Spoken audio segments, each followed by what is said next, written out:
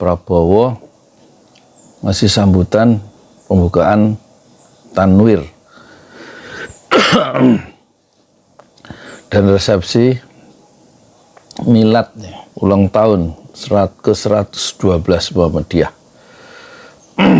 Kalau dihitung Muhammadiyah itu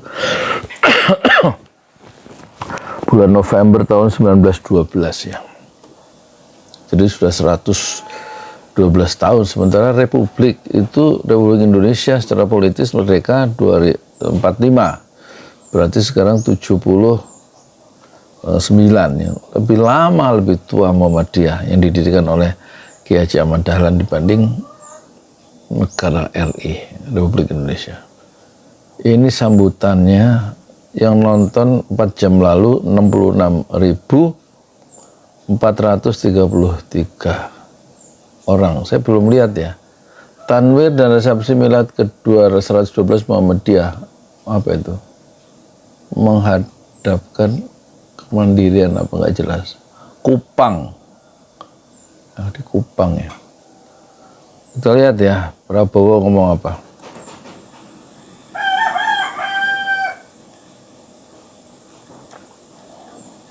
Bismillahirrahmanirrahim. Nusa Tenggara Timur. Assalamualaikum warahmatullahi wabarakatuh. Salam sejahtera bagi kita sekalian. Shalom, salve, om swastiastu, namo buddhaya, salam kebajikan. Saudara-saudara, bapak-bapak ibu yang saya hormati. Dulu zamannya Pak Saya juga Harto ingin menyapa tokoh-tokoh. cukup Assalamualaikum warahmatullahi wabarakatuh, udah gitu aja, nggak usah semua disapa. Kan kita TST udah tahu sama tahu lah, ya kan. Habibie juga begitu. Assalamualaikum warahmatullahi wabarakatuh. Itu sudah penghormatan yang paling tinggi dari orang yang sedang bicara, yang pidato. Yang hadir tidak apa-apa, memakan waktu nggak apa-apa kan? Alah, kenapa Panitia Pak, saya dibatasi nggak di sini? kok ditepuk tangan segala sih? Nggak terlalu substansial gitu loh. Yang saya hormati, saya banggakan Wakil Presiden. Kita khawatir kalau ini muncul ya, kalau penghormatan terlalu berlebihan itu muncul nanti bibit-bibit feodalisme yang ditumbuhkan pertama kali oleh Ormas Muhammadiyah. Kan ini ditonton oleh jutaan orang ya. Ya kan? Jangan mudah terpukau oleh ucapan seorang politisi atau seorang presiden atau siapapun. Harusnya disikapi secara egaliter biasa saja. Rasulullah juga kalau datang ke satu ruangan itu sahabat dilarang untuk berdiri seperti orang-orang penghormatan yang dilakukan oleh orang-orang Persia atau Romawi. Tetap duduk, nggak usah berdiri. Republik Indonesia ke-10 dan ke-12, Bapak Haji Muhammad Yusuf Kalla beserta Ibu Mufidah Yusuf Kalla. Yang saya hormati, saya banggakan Ketua Umum Pengurus Pusat Muhammadiyah Profesor Dr. Haji Haidar Nasir beserta para kiai, nggak usah para ulama, tepuk tangan, serta para pimpinan pusat Muhammadiyah. Kan udah tahu itu dan seluruh keluarga besar Muhammadiyah yang saya hormati dan saya banggakan. Ketua Umum PP Aisyah, Ibu Salmah Urbaniah, beserta ibu-ibu pengurus Aisyah yang hadir.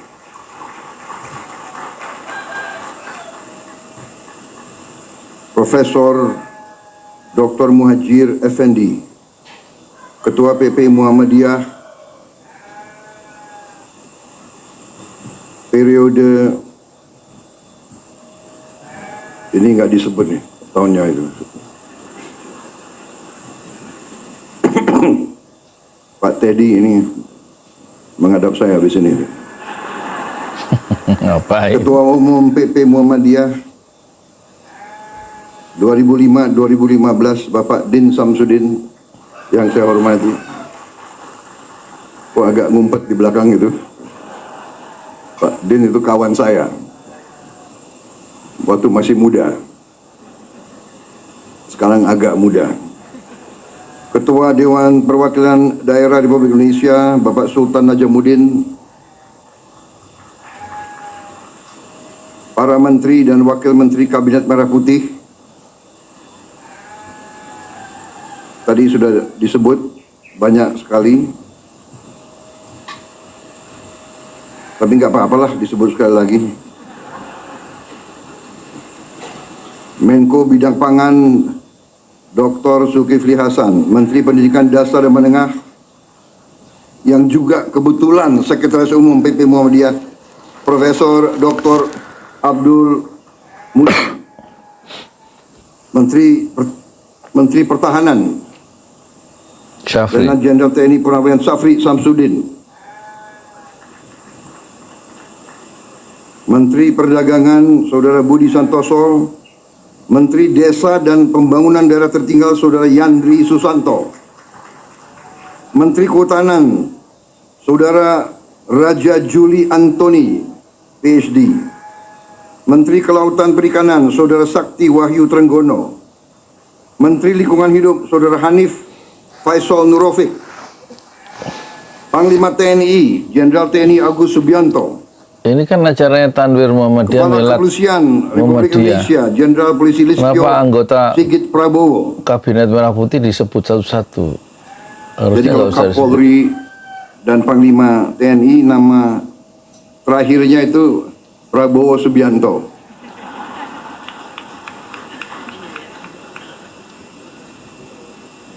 Jangan-jangan nggak diganti-ganti ini. Jangan-jangan. Kepala Badan Gizi Nasional Profesor Dr. Dadan Hindayana, Sekretaris Kabinet Saudara Teddy Indra Wijaya, Ketua Komisi 7 DPR RI Saudara Saleh Daulay, Pejabat Gubernur NTT Saudara Andriko Noto Susanto, Gubernur terpilih NTT Saudara Melkiades Lakalena, Wakil Gubernur terpilih NTT Saudara Yohanes Asadoma, Isinya apa? Wakil Menteri Luar Negeri Saudara Anies Mata, PhD, Wakil Menteri Pendidikan Dasar Menengah Dr. Fajar Riza Ulhaq, Wakil Menteri Dikti Sains dan Teknologi Profesor Dr. Fauzan, mantan Rektor Universitas Muhammadiyah Malang, Wakil Menteri Pelindungan Pekerja Migran Indonesia Saudara Zulfikar Ahmad, Wakil Menteri Perumahan dan Kawasan Pemukiman Saudara Fahri Hamzah, Wakil Menteri Kehutanan Saudara Sulaiman Umar, Wakil Kepala Badan Penyelenggara Haji Saudara Dahnil Anzar, Rektor Universitas Muhammadiyah Kupang Bapak Zainur Wula, beserta seluruh rektor dan guru pendidikan tinggi Muhammadiyah yang hadir di sini, dan tentunya peserta Tanwir dan Milad Muhammadiyah yang ke-112 yang saya hormati dan saya banggakan. Tadi saya baca banyak tokoh-tokoh karena ternyata banyak sekali di antara mereka. Loh, piye tuh? Isinya apa? Ini gimana sih? Kita hormati apa yang dilakukan oleh pemerintah sebelum saya. Disambung. Semua pemerintah sebelum kita, dari Presiden Soekarno selanjutnya, punya jasa sampai kita berada di sini. Yuk kita hormati pemerintah Pak Jokowi. Kalau Saya yang bukan keliru-keliru gimana? membela orang, terus terang aja. Untuk apa sekarang saya, apa tuh istilah tentara, ngolor, menjilat, ya kan? Bukan saya bela-bela Pak Jokowi karena person, tidak. Saya mau katakan apa adanya. Iya, apa adanya. Pelanggaran hak asasi manusia bagaimana? Menurut Kontras, itu ada 46 orang yang mati unlawful killing. Terus ada 6 orang dibunuh semena-mena di kilometer 50. Itu dalam rejim Jokowi. Terus korupsinya itu meningkat 4 tahun di era Jokowi. Menurut ICW, Indonesia Corruption Watch, itu tahun 2019, korupsi zaman Pak Jokowi, itu ada 271. 4 tahun kemudian meningkat 3 kali lipat korupsi itu.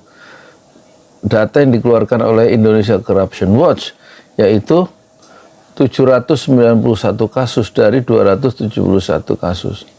Itu keputusan politik. Jadi juga nggak bisa harus kita hormati, iya.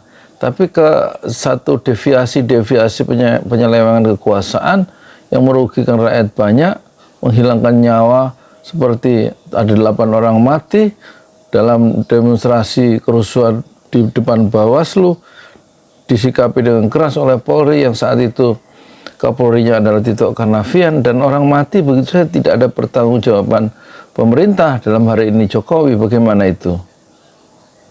Saya kira Prabowo tidak bermaksud ingin menghilangkan perspektif itu kan.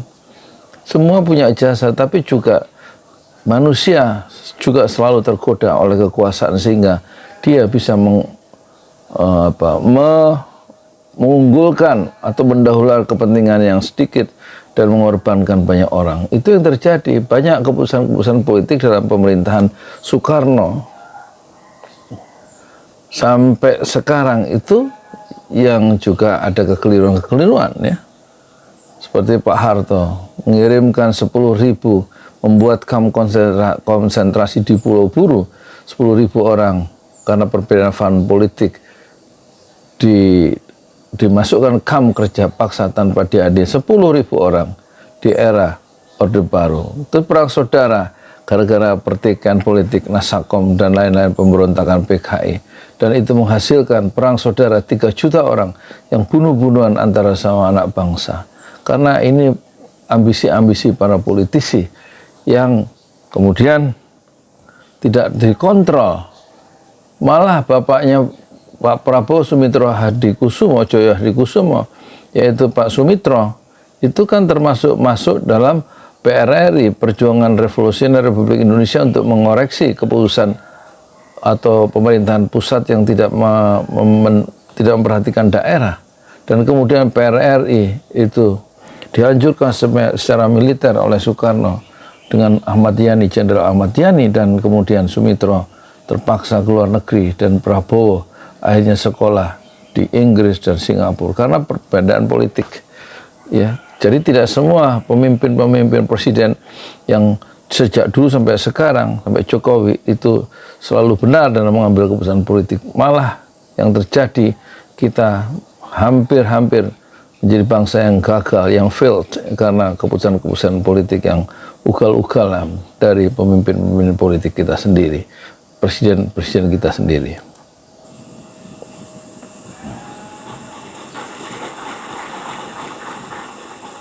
Kalau ada kekurangan, kita semua ada kekurangan. Iya, kita tahu. Semua pemimpin ada kekurangan. Iya, benar. Jangan memfitnah, jangan menyerang. Kita semua punya kekurangan. Tapi mengorbankan banyak orang. Yang gak enak. Kita diajarkan nenek moyang kita, orang tua kita, mikul dhuwur mendem jeruk. Yang diajarkan oleh nenek moyang kita sebagai orang Islam adalah amar ma'ruf nahi mungkar ya. Mengkomando yang baik dan mendiskomando yang mungkar, kemungkaran, ketidakadilan, kemiskinan, dan penyelewengan kekuasaan sebagai bentuk dari kemungkaran itu harus dihilangkan. Tidak boleh ya kekeliruan itu dipendem. Ya, jeru. Dan kalau nggak dipersoalkan, nggak diusut dan ditegakkan keadilan, yang salah dihukum, itu nanti terulang, ya, diulang oleh pemimpin berikutnya. Orang tua hormati yang baik. Kita sebagai yang muda berani juga ngoreksi. Tapi ngoreksinya dengan cara yang baik, yang sopan. Saya kira itu ajaran ustadz-ustadz saya. Saya bukan orang yang terlalu baik. Agama saya akui di depan Muhammadiyah. Aku akui.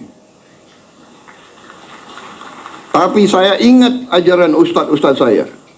Tidak boleh dendam, tidak boleh maki-maki, ya kan? Tidak boleh sakit hati, tidak boleh orang lain, benci. Ya. Tuhan aja memaafkan kok. Manusia meneruskan permusuhan. Saya ini dikalahkan oleh Pak Jokowi. Dan menteri-menteri saya banyak yang ikut mengalahkan saya. Benar ya? Ayo ngaku tuh, ngaku. Siapa bendaharanya Pak Jokowi? Itu Trenggono itu. Ayo ngaku ini. Ini banyak ini menteri-menteri saya itu. Tapi sudah ini kan perbedaan itu biasa, persaingan itu biasa sudah. Iya, biasa di kalangan elit. Persoalannya adalah rakyat itu kapan sejahteranya. Kalau mereka bertempur di kalangan elit dan yang dapat kue adalah orang-orang elit. Jangan sampai kekayaan itu beredar di antara orang-orang tertentu saja, kan gitu. Tugas pemerintah kan dua. Satu, membangun prosperity, kesejahteraan untuk semua warga negara, menegakkan keadilan sosial, ya kan? Untuk semua kelompok masyarakat Indonesia. Itu tugas pemerintah. Yang kedua, tugas pemerintah adalah memberikan rasa aman. Bagaimana ada pembunuhan-pembunuhan itu, pengejaran, pembubaran pengajian, dan pemerintah mendiamkan semua, ya, ketidaknyamanan itu dilakukan oleh ormas-ormas tertentu dan dibiarkan oleh pemerintah kemarin itu. Apakah itu akan diulang? Terus orang-orang yang berbeda pendapat masuk penjara dengan melalui undang-undang ITE. Siapa yang masuk penjara dan bukan melakukan perbuatan kejahatan? Dr. Syahkanda Nainggolan misalnya masuk penjara tuh. Gus Nur masuk penjara, ya kan? Kemudian Bambang Tri masuk penjara, belum keluar tuh dua-duanya.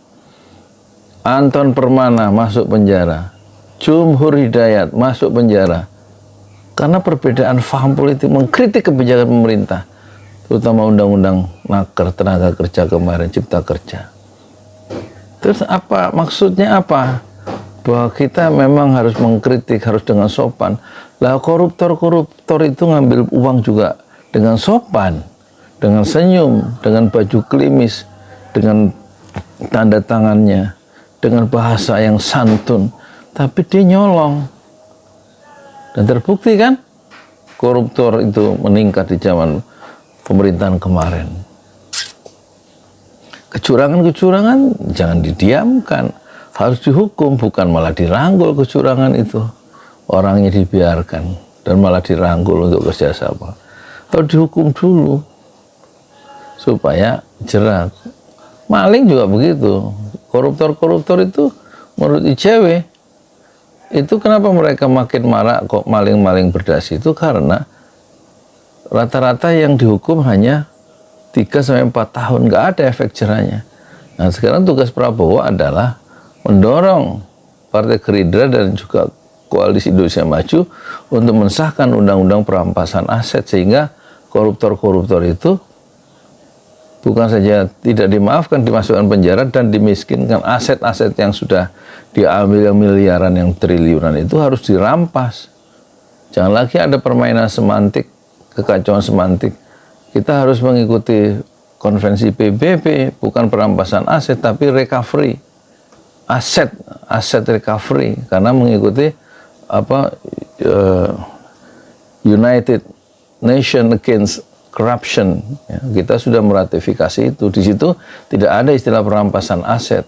Kata orang-orang yang membela koruptor itu kan di DPR. Tapi yang kita harus adopsi adalah bukan perampasan aset dan undang-undang untuk memiskinkan koruptor itu, tapi kita melakukan recovery. Kan dia melakukan perlawanan tuh dengan permainan bahasa, dengan berlindung di bawah konvensi United Nation Convention Against Corruption itu. Tapi sesudah itu, ayo kerjasama, ayo. Nyatanya saya tahu ini, dalangnya Trenggono ini.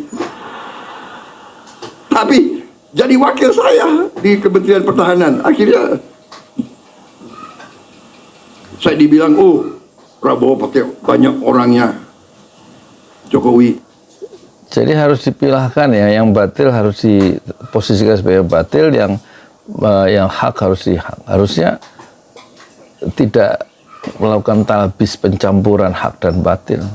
Kalau memang Prabowo tadi merasa pemahaman keagamannya itu kurang di hadapan warga Muhammadiyah, dia bilang seharusnya dia mengambil satu staf khusus, staf ahli, mungkin semacam yang memberikan opini tentang keislaman, mungkin dari Profesor Dr. Nasaruddin Umar yang Menteri Agama dan juga pernah dibiayai.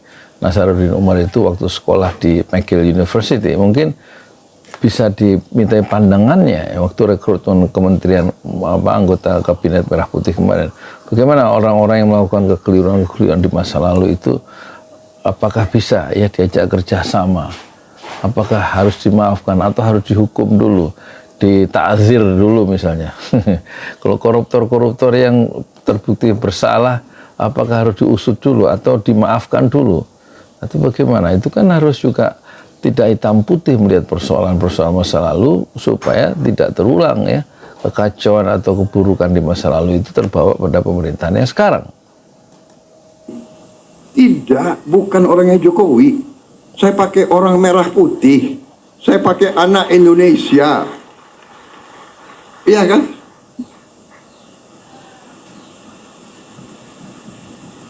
Saya ada juga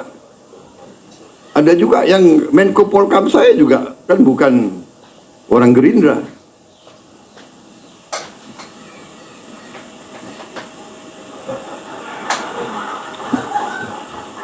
Dia memang non partai. Tapi saya ambil satu. Yang saya ambil, saya yakin di dalam hatinya semua itu cinta merah putih, cinta tanah air. Jadi tidak ada masalah. Di pilkada ada yang menang, ada yang kalah, sudah, ya kan? Tapi dia kemarin dia mengendorse yang Gubernur Jawa Tengah ya. Seharusnya kan netral dia sebagai presiden. Kenapa mengendorse salah satu peserta pilkada yang kemudian menang ya? Lutfi Hasan, siapa namanya itu? PKS dukung Anies, nggak ada masalah. Gerindra wakilnya PKS di Sumatera Barat, iya kan? Nggak ada masalah. Banyak saya Gerindra wakilnya PDIP di Jawa Tengah, di mana? Sudah, nggak ada masalah. Jangan kita perbedaan pendapat, bagi saya harus kita sikapi dengan kearifan. Dan kalau ada kesalahan kita koreksi, kita perbaiki. Koruptor-koruptor yang melakukan kesalahan dan ditangkap di awal-awal pemerintahan Prabowo, persoalannya kan bukan hanya ditangkap para koruptor itu, tetapi apakah dihukum yang bisa menjerakan mereka. Kalau cuma dihukum 1 tahun, 2 tahun, 3 tahun, 4 tahun tanpa mensahkan undang-undang perampasan aset, jadi hanya lip service saja pemberantasan korupsi itu di zaman Prabowo, karena tidak akan mengurangi jumlah korupsi karena undang-undang perampasan aset itu belum atau tampaknya dengan ragu-ragu ya untuk disahkan ya. Tidak ada kemauan yang kuat ya. Tidak ada semacam strong willing untuk mengesahkan dengan cepat dan segera undang-undang perampasan aset supaya korupsi sebagai bagian dari kemungkaran itu hilang dari bumi Indonesia dan rakyat kemudian menikmati kekayaan negerinya sendiri atau kekayaan bangsanya sendiri yang diambil oleh para koruptor-koruptor selama ini. Dan disitulah letak keadilan sosial. Dan pada titik ini Prabowo belum tuntas berpikir untuk menghukum koruptor itu seberat-beratnya melalui undang-undang perampasan aset. Saya Yudi Pramuko, YouTuber tercuah di semesta Fasbir Sobrun Jamila. Bersabarlah dengan kesabaran yang indah. Assalamualaikum warahmatullahi wabarakatuh.